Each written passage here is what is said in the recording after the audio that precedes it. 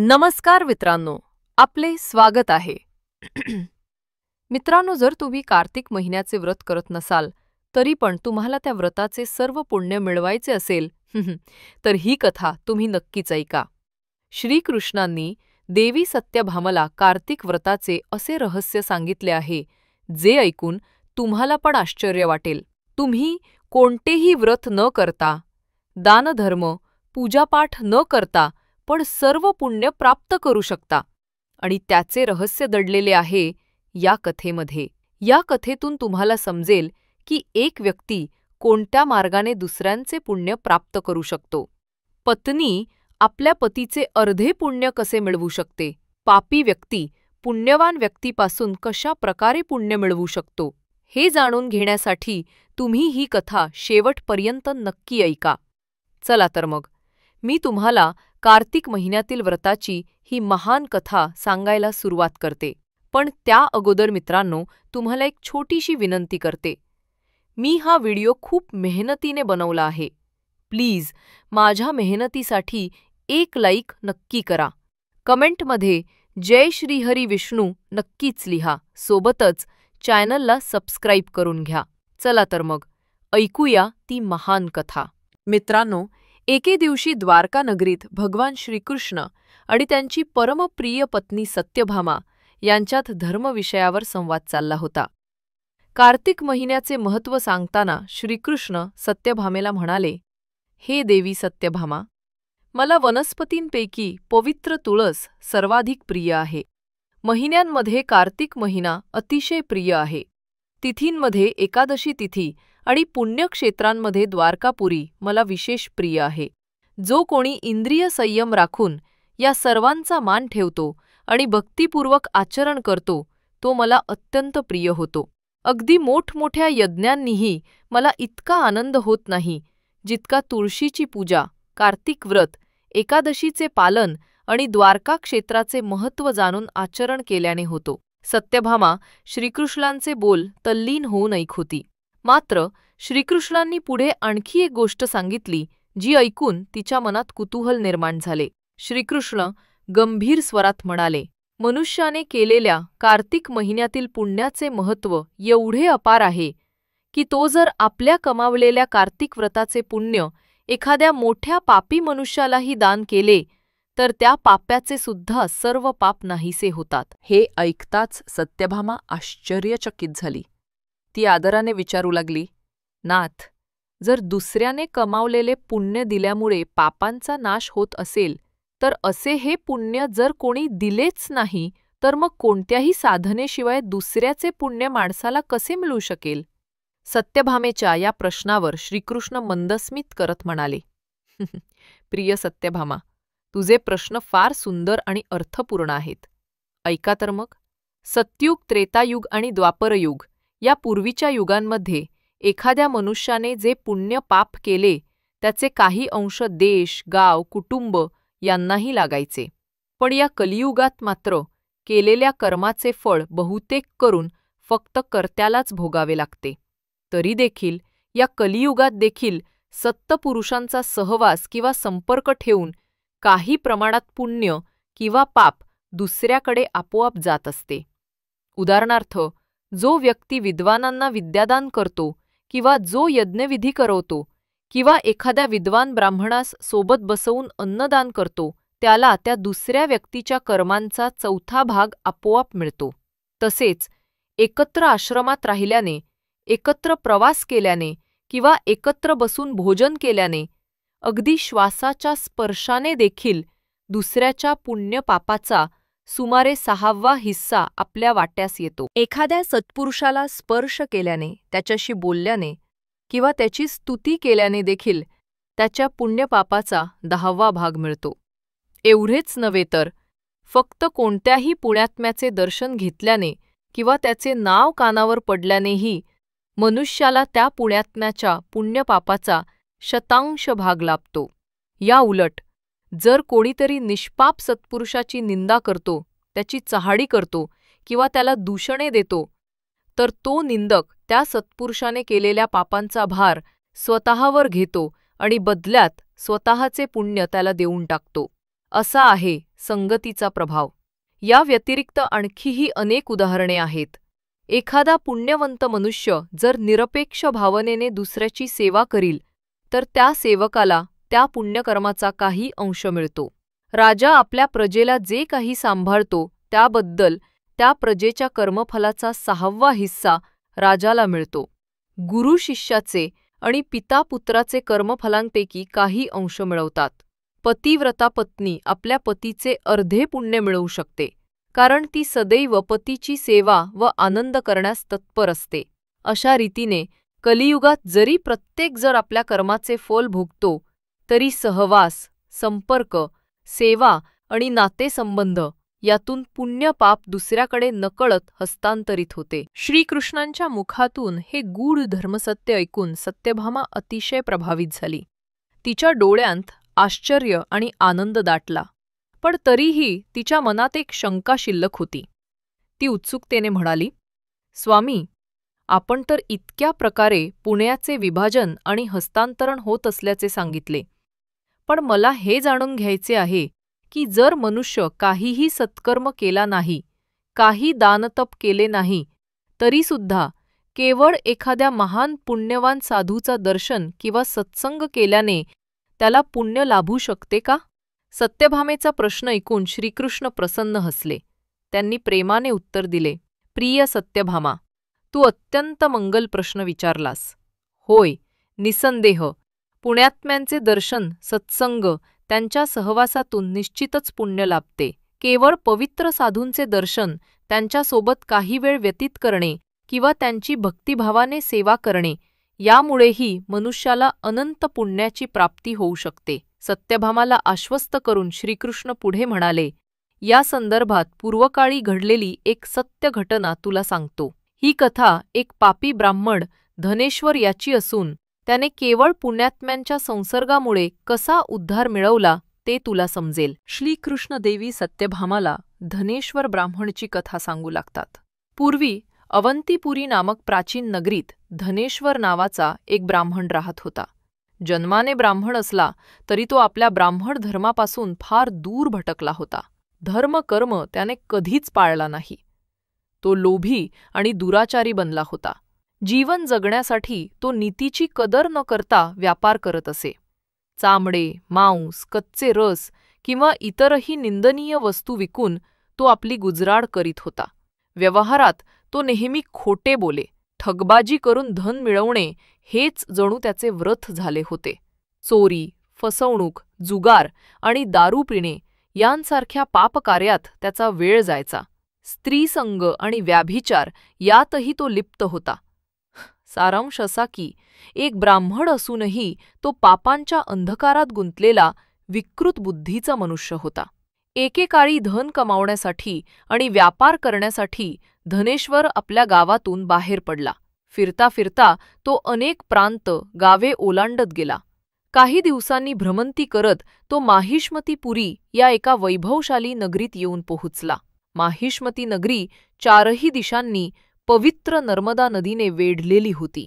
पापनाशिनी अशी ख्याती असलेली नर्मदा नदी त्या नगरीस सतत पावन स्पर्श देत होती. धनेश्वरला या ठिकाणी आपला माल विकण्यासाठी चांगली संधी दिसली, म्हणून त्याने काही काळ तेथे थांबायचे ठरवले. तो काळ कार्तिक महिन्याचा पवित्र काल होता.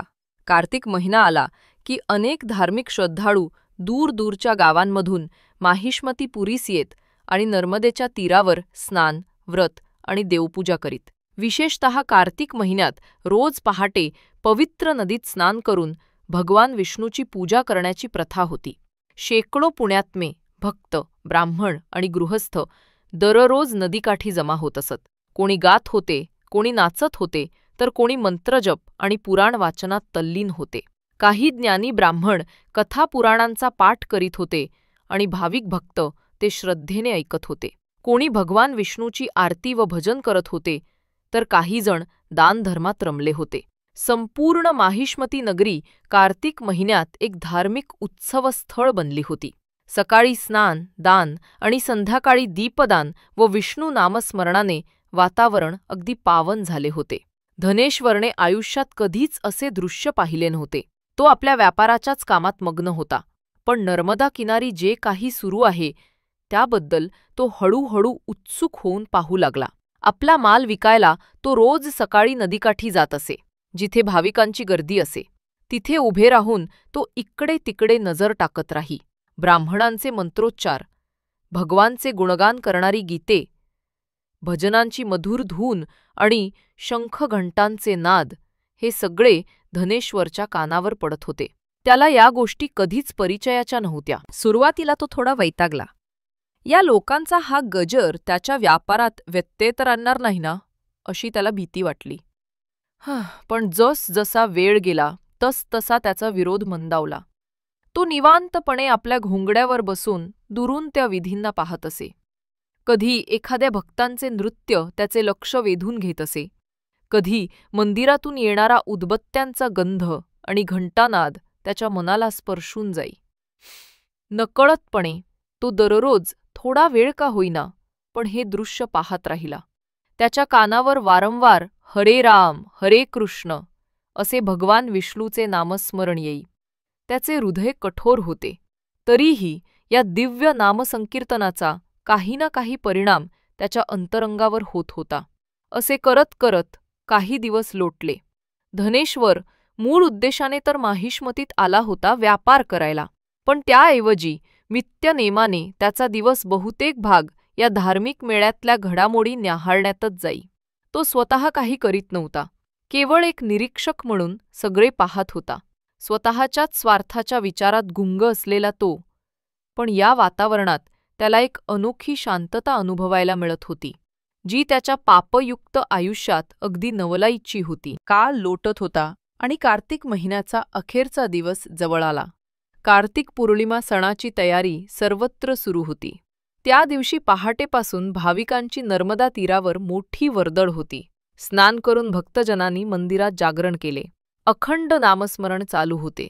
रात्रभर हरिनामाचा गजर चालला होता. धनेश्वर देखील कोणत्या तरी अदृश्य आकर्षणाने तिथे उपस्थित होता. त्याने दुरूनच हा दिव्य सोहळा पाहिला. प्रभातकाळ होताच भगवान श्रीहरी विष्णूची विशेष पूजा करण्यात आली. तुळशी दलांनी विष्णूला अर्पण, शंखनाद, दीपप्रज्वलन, स्तोत्रपठण यांची मंगलमय रेलचेल झाली. सूर्योदयाच्या वेळी भाविकांनी नर्मदा तीरावर असंख्य दिवे प्रज्वलित करून भगवानाला दीपदान अर्पण केले. काठोकाठ तेल भरलेले आणि ज्योतींनी उजळलेले दिवे नदीवर तरंगत होते. त्या तेजोमय दृश्याने संपूर्ण नदीकाठ उजळून निघाला. प्रभातेचा कोवळा सूर्य आणि नीरव नर्मदा नदीवर तरंगणारे दीप यांच्या संगमाने अद्वितीय आध्यात्मिक वातावरण निर्माण झाले होते. धनेश्वर हे बघत थक्क झाला. त्याच्या मनात अलौकिक शांतीची लहर उठली. पण पुढच्या क्षणीच एक अनर्थ घडला. त्या पवित्र दिवसाचे दुपार टळून गेले होते. धनेश्वर आपले सामान घेऊन बाजारातून काही अंतरावर निघाला होता. अचानक कुठूनसा एक काळ्या रंगाचा विषारी सर्प येऊन त्याच्या पायाला वेगाने लचके तोडून गेला. तो डसण्याचा चटका इतका प्रखर होता की धनेश्वर जोरात किंचाळला, "आई ग!" क्षणात त्याच्या अंगात विष पसरू लागले. धनेश्वरला तीव्र वेदना होऊ लागली. त्याची दृष्टी फिरू लागली. तो घाबरला. इकडे तिकडे मदतीसाठी पाहू लागला, पण काही कळायच्या आतच त्याला प्रचंड भोवळ आली. तो विव्हळत जमिनीवर कोसळला. त्याचे शरीर थरथरल होते. ओठ काळवंडले आणि चेहऱ्यावर मृत्यूची छाया दिसू लागली. आसभोवतीचे लोक धनेश्वरला जमिनीवर कोसळताना पाहून धावले. अनेक सत्पुरुष जे कार्तिक व्रतासाठी जमले होते, त्यांच्या हृदयात करुणा दाटून आली. कोणीतरी याला साप चावला आहे अशी हारी उठली. काही भक्त धावाधाव करत तुळशीची मठी आणि पवित्र नर्मदेचे पाणी घेऊन आले. "लवकर याच्या कपाळावर छडा मारा, तुळशी मिश्रित पाण्याचे थेंब याच्या तोंडात टाका," एक जण म्हणाला. सर्वजण मिलाफ करून धनेश्वरच्या सहाय्यासाठी प्राणपणाने धावले. कुणी त्याच्या कपाळावर गंगाजल आणि तुळशीपत्र ठेवले, तर कुणी त्याच्या अंगावर पवित्र जल शिंपडू लागले. 2-4 मजबूत भक्तांनी त्याला धरून बसवले. एक वृद्ध वैष्णव त्याच्या कानाशी जाऊन मनोभावे विष्णूचा प्रसिद्ध तारक मंत्र जपू लागला. श्रीराम जय राम जय जय राम. हरी, ओम नारायण नारायण. धनेश्वर अर्धचेतन अवस्थेत हे शब्द ऐकत होता. जरी तो स्वतः काही बोलू शकत नव्हता, तरी त्या नामसंकीर्तनाचे धून त्याच्या कानात उतरत होते. काही क्षणांपूर्वी जीवनभर पाप केलेल्या या माणसाच्या मुखातून वेदना आणि आक्रोश निघत होता. आता त्याच्याभोवती भगवन नामाचा पावित्र्य घन आवाज घुमत होता. परंतु नियतीने वेगळेच ठरवले होते. थोड्याच वेळात धनेश्वरच्या देहाने झटके येणे थांबले. त्याचे श्वासोच्छ्वास मंदावले आणि हळूहळू पूर्ण थांबले. धनेश्वरचा देह निश्चल झाला. त्या क्षणी त्याच्या डोळ्यांतून 2 अश्रूंच्या धारा गेल्या असे काहींना दिसले. कदाचित त्याच्या आत्म्याला शेवटच्या क्षणी झालेल्या भगवन नामस्मरणामुळे पश्चात्तापाचा आणि समाधानाचा अनुभव आला असेल. काही क्षणातच धनेश्वरने शेवटचा श्वास सोडला. जमलेल्यांनी हरे राम हरे राम नाम घेत त्याला शेवटचा निरोप दिला. ज्यांना तो केवळ काही काळापूर्वीपर्यंत एक अनोळखी व्यापारी वाटला होता, त्या पुण्य आत्म्यांनी त्याच्या मृतदेहालाही तितक्याच आपुलकीने हात लावला. कुणी त्याला डोळे मिटवून दिले, कुणी देहावर पुष्पांजली ठेवली. त्यांच्या सत्कृत्यातून मृत धनेश्वरचं हीन आयुष्य देखील त्या अंतिम क्षणी एका पवित्र स्पर्शाने न्हावून निघाल्यासारखे झाले. पापी धनेश्वरचा देह त्या ठिकाणी निश्चल पडला होता, पण त्याच्या जीवाची पुढील यात्रा सुरू झाली. अचानक यमपुरुषांचे भयानक दूत तिकडे प्रकट झाले. काळे धुरकट वलय, तिरपे लाल डोळे आणि रुक्ष भयावह चेहऱ्यांचे काही योद्धे धनेश्वराच्या जवळ आले. त्यांचे हात लोखंडी साखळदंडांनी सुसज्ज होते. एक यमदूत गरजला, हा आत्मा अनेक पापांनी कलुषित आहे. चला, याला यमराजांच्या दरबारात घेऊन जावे लागेल. पाहता पाहता त्यांनी धनेश्वराचा जीव त्यांच्या नियंत्रणात बांधला. धनेश्वर अर्धवट शुद्धीच्या अवस्थेत तडफडला. त्याने धाव सुटवण्याचा प्रयत्न केला, पण कसे शक्य होते? जणू काही अदृश्य बेड्या त्याला आवळून धरत होत्या. तो घाबरून ओरडू लागला, मला सोडा, मला कुठे घेऊन चाललात? पण त्या यमदूतांनी क्षणात त्याचे हातपाय बांधले आणि ओढत न्यावयास सुरुवात केली. धनेश्वराचा आत्मा देहातून निघून त्या यमदूतांच्या ताब्यात गेला होता. क्षणभरात दृश्य पालटले. धनेश्वर यमदूतांच्या पकडीत तडफडत असताना त्याने स्वतःस एका अजब ठिकाणी आढळले. सभोवताली काळोखाचे साम्राज्य होते. मधूनच आगीचे लोळ उसळत होते. कानी केविलवाड्या आक्रोशांचे आणि यातनांनी भरलेल्या किंकाळ्यांचे सूर ऐकू येत होते. हा प्रदेश मृत्यूलोक नव्हता, तर नरकलोक होता. धनेश्वर थरथरत होता. यमदूतांनी त्याला यमराज पुढे नेऊन उभे केले. चित्रगुप्तने त्याच्या पापपुण्याचा लेखा यमराजाला सांगितला. यमराजांनी त्वरित त्याला नरकात दंड देण्याची आज्ञा दिली. यमराजची आज्ञा मिळताच यमदूतांनी त्याला फरफटत नेले आणि एका प्रचंड यंत्रासमोर आणून उभे केले. समोरील दृश्य पाहून धनेश्वरची थरकाप उडाली. ते एक भल्या मोठ्या कढईसारखे कुंड होते, ज्यात काहीतरी काळसर रंगाचे द्रव उकळत होते. त्या उकळत्या तेलाने भरलेल्या कुंडातून गरम वाफा निघत होत्या. आसपास आणखी भयानक यंत्रणा दिसत होत्या, जिथे इतर पापात्मे शिक्षा भोगत होते. कुठे आगीत होरपळणारे देह, कुठे रक्तरंजित व्यथा, कुठे क्रौर्यपूर्ण यंत्रसामग्री. धनेश्वरला भयंकर भीती वाटू लागली. हे काय आहे? मला कुठे आणलत? तो घाबरून पुटपुटला. त्याच क्षणी यमदूतांनी त्याला जणू उत्तरच दिले. हे कुंभीपाक नरक आहे. येथे सर्वात भयंकर पापींना उकळत्या तेलात तळले जाते. धनेश्वरच्या अंगाची लाही लाही झाली. तो किंचाळला, नको, मला वाचवा. पण कोणी ऐकणार? यमदूतांनी क्षणाचीही उसंत न घेता धनेश्वराला धरून ते उकळते तेल असलेल्या प्रचंड कुंडात फेकून दिले. त्या तेलाचा उकळता मंद सडा त्याच्या शरीरास लागणार तोच एक अद्भुत चमत्कार घडला. धनेश्वर ज्या क्षणी त्या गरम तेलात पडला त्या क्षणी तो खवळत असलेला तेलकुंड अचानक पूर्णपणे थंडगार पडला. पृष्ठभागावरील अखंड उकळी शांत झाली. कुंडातील सर्व द्रव गोठल्यासारखे स्थिर झाले. धनेश्वर तेलात जाताच ते तेल पाण्यासारखे थंड पडले. क्षणभर यमदूतही गोंधळले. त्यांना स्वतःच्या डोळ्यांवर विश्वास बसेना. हा काय चमत्कार? त्यांच्यात कुजबूज सुरू झाली. काही क्षणांपूर्वी उकळते तेल आता गारठल्यासारखे झाले होते. धनेश्वर या कुंडात पडूनही अक्षत राहिला. यमदूतांचा प्रमुख हा प्रकार पाहून संतापला आणि चकितही झाला. अशक्य! या पाप्याला नरकात अशी मरणदायक शिक्षा दिली तरी याला यातना का होत नाहीत? तो गरजला. इतर यमसेवकांनीही विचारपूर्ण नजरेने पाहिले. त्यांना समजेना की तेल अचानक थंड कसे झाले. अखेर त्यांनी ठरवले की हा प्रश्न स्वर्गीय न्यायाधीश श्री यमराज यांच्याकडे लगेच नेला पाहिजे. धनेश्वरला कुंडातून बाहेर ओढण्यात आले. यमलोकाच्या मोठ्या दरबारात त्याला आणून उभे केले गेले. समोर यमराज आपला काळा स्निग्ध दाढीचा चेहरा, हातात दंड घेऊन कठोर मुद्रा करीत आसनावर विराजमान होते. त्यांच्या बाजूला चित्रगुप्त म्हणजे देवांचे लेखाकार हे एक भले मोठे पुस्तक समोर ठेवून उभे होते. त्या पुस्तकात धनेश्वरच्या संपूर्ण आयुष्यातील पुण्य पापाचा लेखाजोखा होता. यमराजांच्या दरबारात गडबड सुरू झाली होती. यमराज खुद्द अस्वस्थ दिसत होते. त्यांनी रुक्ष स्वरात विचारले, चित्रगुप्त, हे काय चालले आहे? हा धनेश्वर नावाचा प्राणी इतका पापी असून देखील कुंभीपाक नरकातील दंड का भोगू शकला नाही?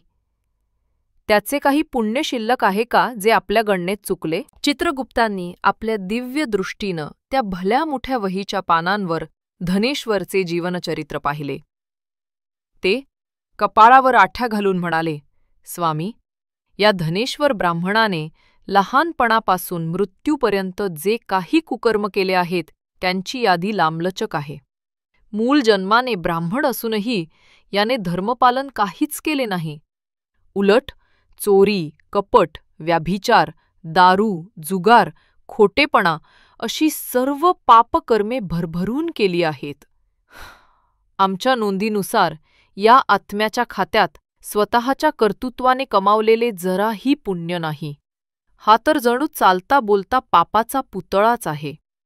चित्रगुप्त क्रोधाने धनेश्वरकडे बघत बोलत होते. पुढे ते म्हणाले, अशा अतिपापी जीवाला नरकातली कोणतीही आगसुद्धा पुरेशी नाही. आमच्या नियमाप्रमाणे तर हा धनेश्वर अंतहीन काळापर्यंत सर्व नरकांत सतत यातना भोगण्यास पात्र आहे. चित्रगुप्तांच्या कटू शब्दांनी धनेश्वरचे डोळे भीतीने पांढरे फिरले. यमराजांचा मुख अजून कठोर झाला. त्यांनी उग्रवाणीने हुकूम दिला, याला घेऊन जा. अगदी क्षणाचाही विलंब न लावता या दुष्टात्म्याला सर्वात उग्र असा कुंभीपाक नरक भोगायला लावा. त्याला जबर शिक्षा मिळालीच पाहिजे. यमराजांच्या या आज्ञेची प्रतीक्षाच होती. यमदूतांनी परत एकदा धनेश्वरला घट्ट आवळले आणि नरककुंडाकडे नेऊ लागले. धनेश्वरने हे ऐकून आपल्या दुर्दैवी हालचे विलाप सुरू केला. दया करा, दया करा. मी इतका भयंकर गुन्हा केला तरी इतकी कठोर शिक्षा? कृपा करा प्रभू. तो हात जोडून यमराजांना विनवू लागला. पण यमराजांचे अंतःकरण किंचितही द्रवलं नाही.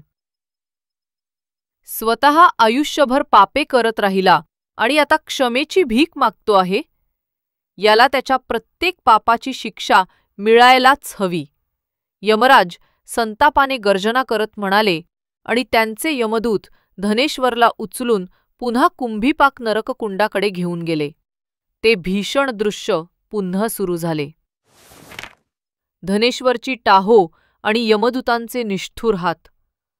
नरककुंडातील तेल मात्र अजूनही थंडच होते. जणू कोण्या दैवी स्पर्शाने त्याचा संताप शांत झाला होता. यमदूत आता या चमत्काराने अधिक संतापले. त्यांनी पुन्हा आपल्या शस्त्रांनी तेल ढवळून ते तापवायचा निष्फळ प्रयत्न केला. पण ते तेल काही केल्या उकळत नव्हते. काय जादू आहे ही? एक यमदूत चडफडला. याचा तर देहही नाही आता.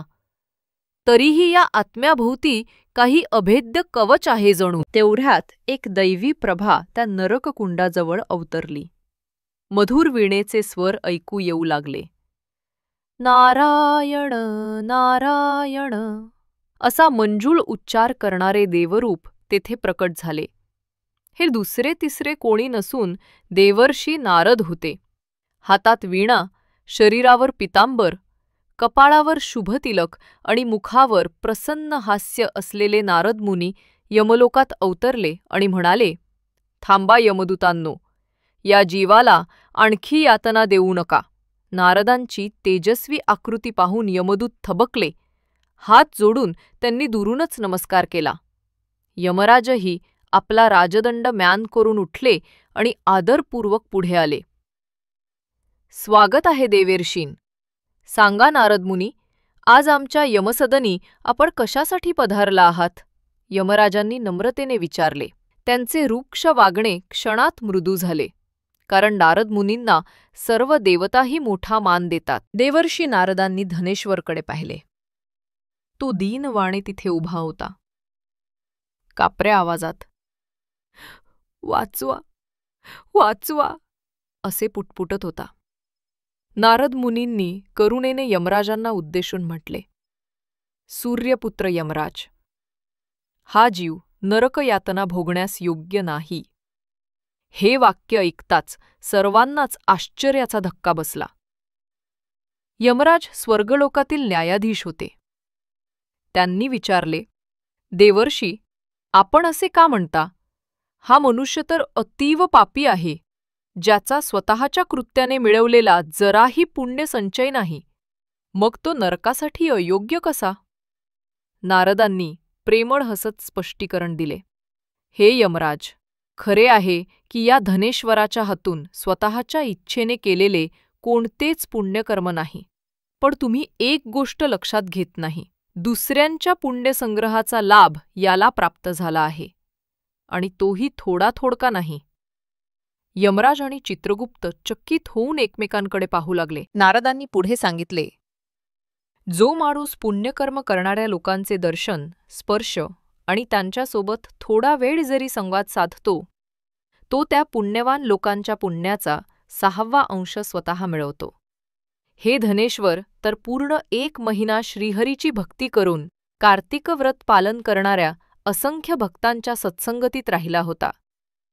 दिवसेंदिवस या पुण्यवान लोकांच्या सहवासात राहून त्याने त्यांच्याकडून नकळतपणे प्रचंड पुण्य अर्जित केले आहे. याला स्वतःच्या इच्छेविना पुण्य मिळाले आहे. म्हणून हा केवळ पापीच राहिला नाही, तर याच्या खात्यात मोठ्या प्रमाणावर पुण्य जमा झाले आहे. यमराज आश्चर्याने निशब्द झाले. नारद पुढे म्हणाले, इतकेच नव्हे तर या धनेश्वरावर भगवान विष्णूची विशेष कृपा झाली आहे. ज्यावेळी याचा मृत्यू झाला त्या क्षणी तेथे उपस्थित वैष्णव भक्तांनी याला तुळसी मिश्रित पवित्र जलाने मंत्रोच्चारांसह अभिषेक केला आणि विष्णूचे नाम त्याच्या कानी घातले. त्यामुळे या आत्म्याने प्राण सोडताना श्रीहरीचे नामश्रवण केले आहे.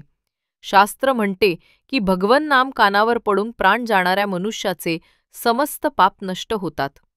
या धनेश्वराने जाणीवपूर्वक काही केले नसले तरी शेवटच्या घटकाभरात त्याच्या नशिबी भगवंताचे नाम आले.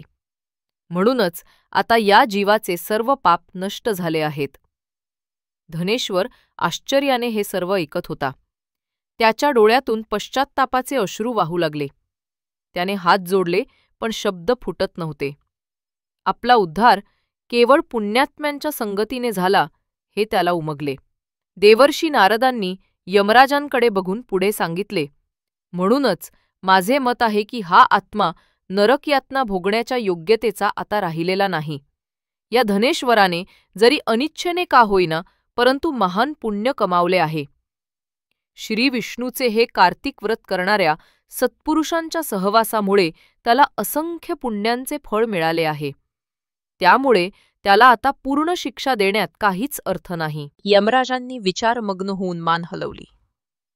त्यांना पटले की देवर्षी नारदांचे म्हणणे न्याय्य आहे. अखेर त्यांनी हात उंचावून यमदूतांना आज्ञा दिली, धनेश्वराला नरकात टाकू नका. त्याचा जो काही पापभोग शिल्लक आहे तो याला केवळ नरक दर्शनानेच पूर्ण होऊ दे. म्हणजे प्रत्यक्ष नरक यातना न देता फक्त नरकाचे दर्शन घडवून या आत्म्याला मुक्त करा. यमदूतांनी आदराने मान खाली घातल्या आणि ते धनेश्वराला घेऊन नरकाचे फक्त दर्शन घडवण्यासाठी निघाले. एक मुख्य यमदूत, ज्याला प्रेतराज असे म्हणत, धनेश्वराचा हात धरून नरकलोकातून फेरफटका मारू लागला. धनेश्वरची स्थिती जणू स्वप्नवत झाली होती. जे नरक पूर्वी त्याला भोगायला लागणार होते त्यांची आता फक्त त्याला ओळख करून दिली जात होती. प्रेतराजाने त्याला भीषण नरकांचे प्रकार दाखवले. धनेश्वर, इकडे बघ. हे असंख्य भयावह नरक तुला दिसत आहेत ना?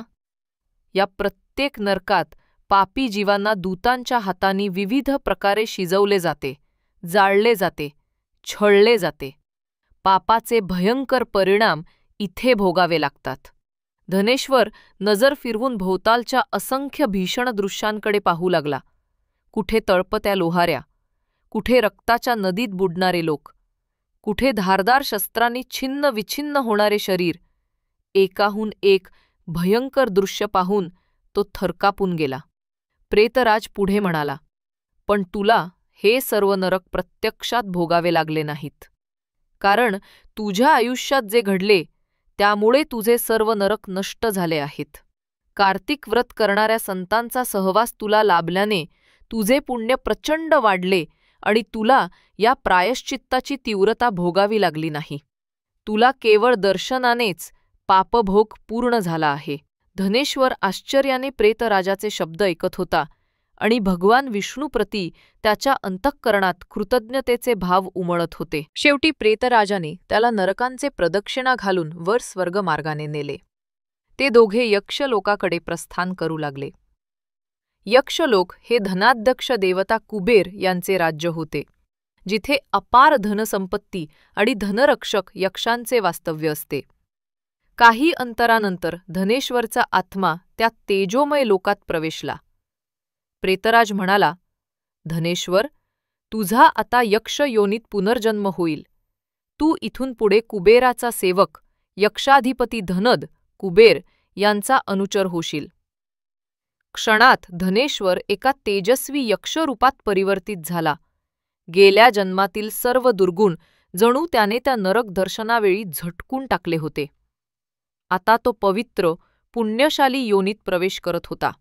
कुबेरांच्या दरबारात तो धनयक्ष या नवीन नावाने ओळखला जाऊ लागला.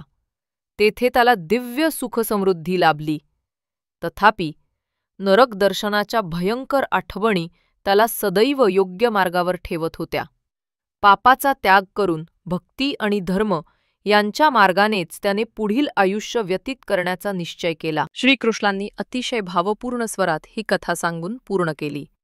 कथा संपता संपता सत्यभामेच्या डोळ्यांत आनंदाश्रू तरळले होते. तिचे हृदय भक्तिभावाने भरून आले. ती उद्गारली, हे स्वामी, खरोखरच अद्भुत आहे या पुण्यसंगतीचे महात्म्य. केवळ पवित्र आत्म्यांच्या सहवासाने एका अतिपापी जीवाचाही उद्धार झाला. भगवंताच्या कार्तिक महिन्याच्या महात्म्याने आणि विष्णुभक्तांच्या कृपेने धनेश्वराचे जीवन उद्धरले. श्रीकृष्णांनी सत्यभामेला समजावणाऱ्या सुरात म्हटले, होय प्रिये, म्हणून तर मी सांगतो की सच्चरित्र संतांचा सहवास आणि भगवान विष्णूची कार्तिक महिन्यातील पूजा मानवाच्या जीवनाला कल्याणकारक व पश्चात्तापमुक्त बनवते. ज्या कार्तिक मासात स्वतः व्रत करण्याचे सामर्थ्य नसेल त्याने ह्या महिन्यात कथा कीर्तन श्रवण करावे, संतजनांची सेवा करावी. त्या श्रवणमात्रेनंही पापांचा नाश होऊन पुण्य संचित होते. अनेक जन्मांचे अंधकार दूर होतात. सत्यभामा विनयाने श्रीकृष्णांच्या चरणी मस्तक ठेवते आणि या अद्भुत कथेसाठी त्यांचे आभार मानते. प्रिय श्रोते हो, धनेश्वर ब्राह्मणाच्या या कथेतून आपण पाहिले की सत्संगतीचे फळ किती महान असते. कार्तिक महिना भक्तीचा राजा असून त्या काळात केलेली सेवा, दान, भक्ती ह्यांना अपार गुण आहे. पण ज्यांना स्वतः धर्मकर्म करणे कठीण जाते, त्यांनी फक्त त्या पवित्र वातावरणात राहून, कथा ऐकून किंवा पुण्यात्म्यांच्या सहवासात राहून देखील ईश्वर कृपेने उद्धार होऊ शकतो. मनःपूर्वक आशा आहे की आपणही ही कथा श्रवण केल्याने भगवान श्रीहरीची कृपा आपल्या सर्वांवर व्हावी आणि आपले सर्व पापक्षालन होऊन आपणास पुण्य लाभो. तर मित्रांनो, ही कथा तुम्हाला कशी वाटली कमेंट करून नक्की सांगा.